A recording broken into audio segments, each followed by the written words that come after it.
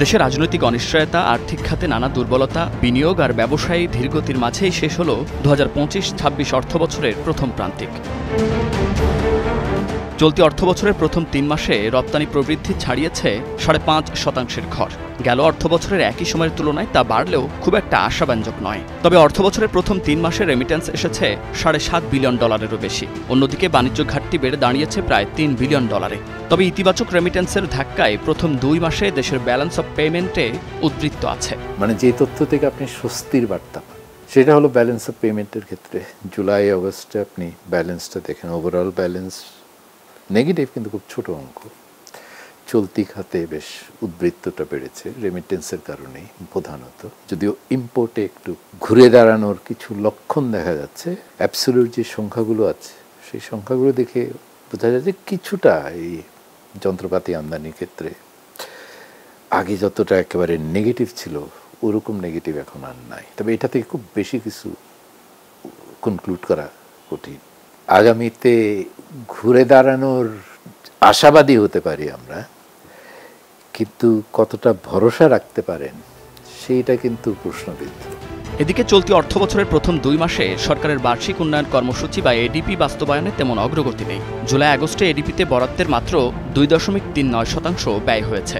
জুলাই থেকে সেপ্টেম্বর সময়ে জিডিপি প্রবৃদ্ধি কমে দাঁড়িয়েছে ১.৮১%, যা আগের অর্থবছরের একই সময়ে ছিল ৬.০৪%। এদিকে সেপ্টেম্বরে আবারও বাড়ল মূল্যস্ফীতি, যা অর্থনীতির জন্য দুশ্চিন্তার বলছেন অর্থনীতিবিদরা।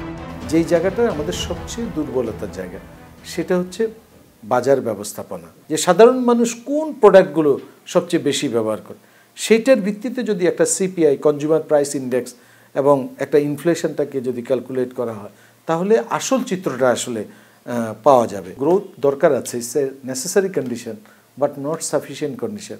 কিন্তু শুধু যাতে গ্রোথ সেন্ট্রিক না হয়, গ্রোথের বাইরেও যে অন্যান্য বিষয়গুলো আছে, নন ইকোনমিক বা এডুকেশন, হেলথ, সোশ্যাল, এই সমস্ত বিষয়গুলো ইম্পর্টেন্ট।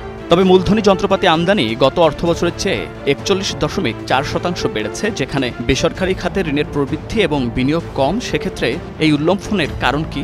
ক্যাপিটাল মেশিনারি ইম্পোর্টের মাধ্যমে অর্থ পাচারের একটা বড় রাস্তা সেটা, যেহেতু এখানে ট্যাক্সও কম, কাজেই ওভার ইনভয়েসিং করে অর্থ পাচার করার যে একটা ট্যাকটিক, এটা এই খাতে কিন্তু হয়।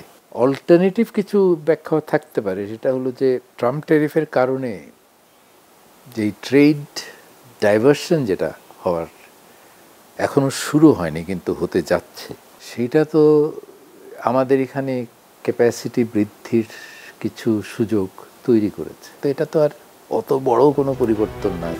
অর্থনীতিতে শৃঙ্খলা ফেরাতে যথাযথ সংস্কার নিশ্চিতেরও তাগিদ দেন অর্থনীতিবিদরা। Munnaf Rashid, star news, Dhaka.